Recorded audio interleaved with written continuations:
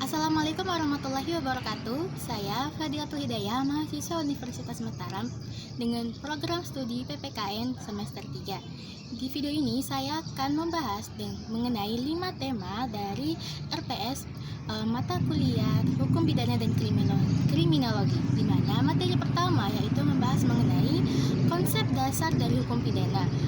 Kemudian subtema yang kedua yaitu mengenai konsep dasar dari kriminologi. Yang ketiga yaitu mengenai hubungan dari konsep dasar kriminologi dengan hukum pidana. Dan yang keempat yaitu mengenai asas-asas hukum pidana. Dan yang terakhir yaitu mengenai sebab dan akibat. Pertama adalah saya akan membahas mengenai konsep dasar dari hukum pidana terlebih dahulu, di mana hukum pidana sendiri merupakan aturan yang menentukan perbuatan yang dilarang yang termaksud dalam tindakan pidana. Nah, hukum pidana sendiri memiliki fungsi dua. Yang pertama itu fungsi umum, di mana fungsi umum terbagi menjadi dua lagi, yaitu sebagai social engineering atau merubah sikap dan perilaku masyarakat, dan yang kedua yaitu social control, yaitu sebagai mengontrol tindakan perilaku masyarakat.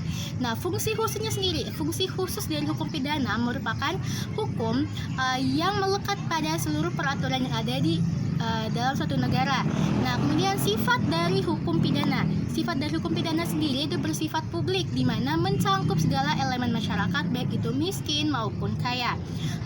Kemudian saya akan menjelaskan mengenai jenis-jenis hukum pidana, di mana jenis-jenis hukum pidana yang pertama yaitu hukum pidana berdasarkan sumbernya. Hukum pidana berdasarkan sumbernya yaitu pertama hukum pidana khusus dan hukum pidana umum. Hukum pidana khusus yang merupakan hukum pidana yang hanya mencakup golongan tertentu saja. Kemudian hukum pidana umum merupakan hukum pidana yang mencakup seluruh elemen masyarakat. Kemudian jenis hukum pidana yang kedua yaitu hukum pidana berdasarkan tempat berlakunya. Hukum pidana berdasarkan tempat berlakunya ada dua. Yang pertama nasional dan internasional. Nasional sendiri merupakan hukum pidana yang terdapat dalam suatu negara di mana warga negaranya harus patuh terhadap hukum tersebut. Sedangkan hukum internasional merupakan hukum pidana yang ditentukan berdasarkan dari konvensi internasional yang di mana seluruh negara yang ada di dunia ini wajib mengikuti aturan tersebut. Kemudian yang ketiga yaitu hukum pidana berdasarkan bentuknya.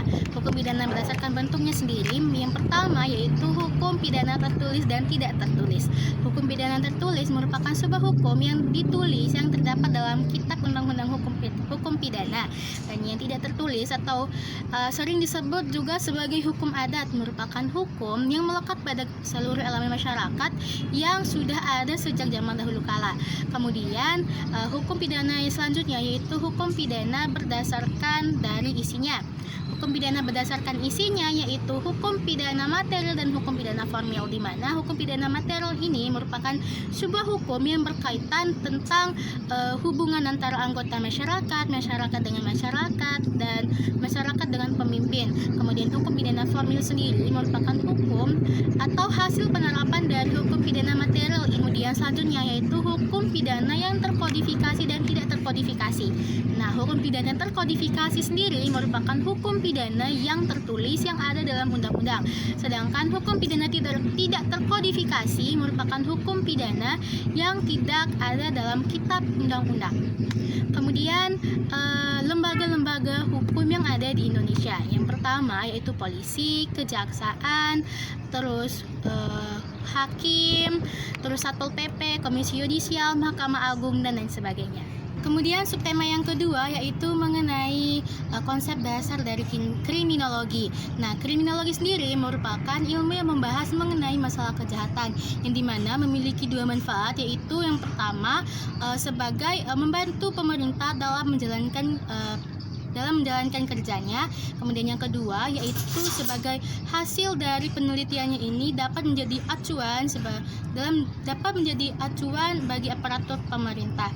Kemudian manfaat dari kriminologi. Nah, manfaat dari kriminologi yang pertama yaitu memberikan pengetahuan kepada kita tentang pelaku atau perilaku yang menyimpang. Kemudian yang kedua yaitu membuat kita menjadi generasi yang dapat mengurangi tindakan kejahatan.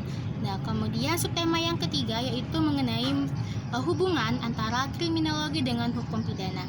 Nah, hubungannya yaitu yang pertama, hubungannya itu sama-sama membahas mengenai kejahatan dan pidana.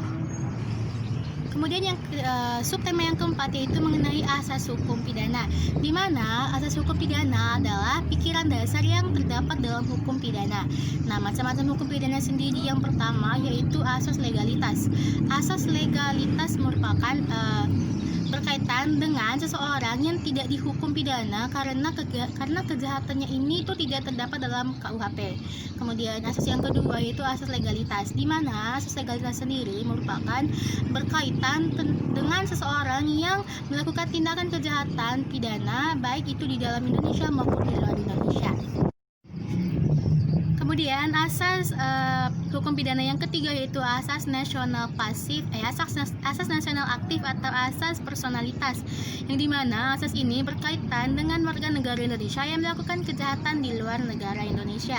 Yang keempat yaitu asas nasional pasif, di mana asas ini berkaitan dengan warga negara Indonesia ataupun warga negara asing yang melakukan tindakan kejahatan atau tindakan pidana di luar Indonesia, namun tindakannya ini melanggar kepentingan negara Indonesia. Kemudian yang kelima yaitu asas universal atau asas ini berkaitan dengan asas kemanusiaan, yang dimana asas ini adalah mengatur tentang kejahatan seperti terorisme. Kemudian yang terakhir itu yang keenam adalah asas tidak ada hukuman tanpa adanya kesalahan, yang dimana asas ini bermaksud bahwa seseorang melakukan kejahatan yang tidak dapat dipidana karena tidak ada unsur kesalahan dalam tindakan tersebut. Kemudian selanjutnya yaitu implementasi asas hukum pidana dalam KUHP. Yang pertama yaitu mengenai asas legalitas. Asas legalitas ini terdapat pada pasal 1 dan ayat 1 dan ayat 2, yang dimana berbunyi, ayat 1 berbunyi yaitu tidak ada perbuatan dapat dipidana kecuali dalam peraturan perundang-undangan yang telah ada sebelum peraturan itu dilakukan. Kemudian pasal 1 ayat 2 berbunyi jika sebuah perbuatan itu jika sesudah perbuatan itu dilakukan ada perubahan dalam peraturan perundang-undangannya, maka yang dipakai adalah aturan atau ketetapan yang paling ringan sanksinya. Kemudian implementasi asas hukum pidana yang kedua yaitu asas teritorialitas, yang dimana asas teritorialitas ini terdapat dalam dua pasal. Yang pertama, pasal 2. Pasal 2 ini berbunyi tentang ketentuan pidana ditetapkan bagi setiap orang yang melakukan tindakan pidana di Indonesia. Kemudian pasal 3 berbunyi ketentuan pidana di luar Indonesia diterapkan bagi tindak pidana di kapal maupun di pesawat. Kemudian implementasi asas hukum pidana yang ketiga yaitu asas personalitas, di mana asas personalitas ini terdapat dalam pasal 5 ayat 1 dan ayat 2, yang dimana berbunyi pasal satunya berbunyi tentang ketentuan pidana dalam Undang-Undang Indonesia berlaku bagi warga negara Indonesia yang melakukan kejahatan di luar Indonesia. Kemudian pasal 5 ayat 2 berbunyi tentang ketentuan hukum pidana terhadap seorang yang melakukan tindakan kejahatan, warga negara asing melakukan tindakan kejahatan, itu dihukum apabila dia sudah setelah melakukan pembunuhan atau setelah melakukan tindak kejahatannya itu sudah menjadi warga negara Indonesia.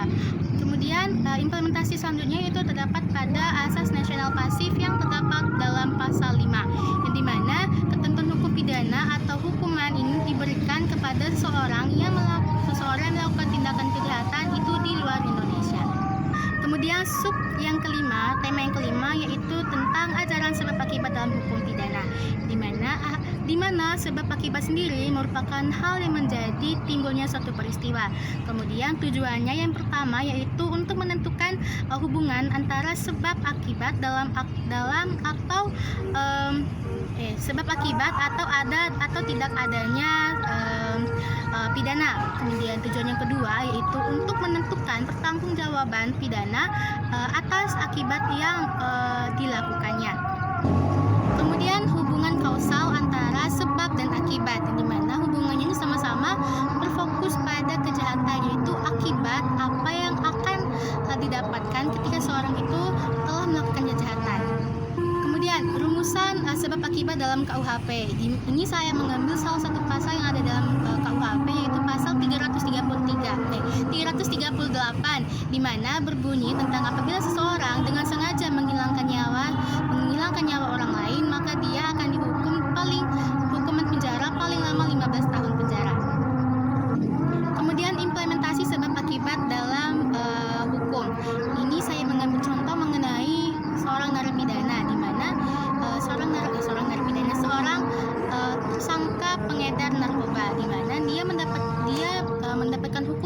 hukuman mati paling berat karena telah menyebarkan narkoba di Indonesia. Baiklah, sekian dulu video dari saya. Terima kasih dan semoga video ini dapat bermanfaat bagi kita semua.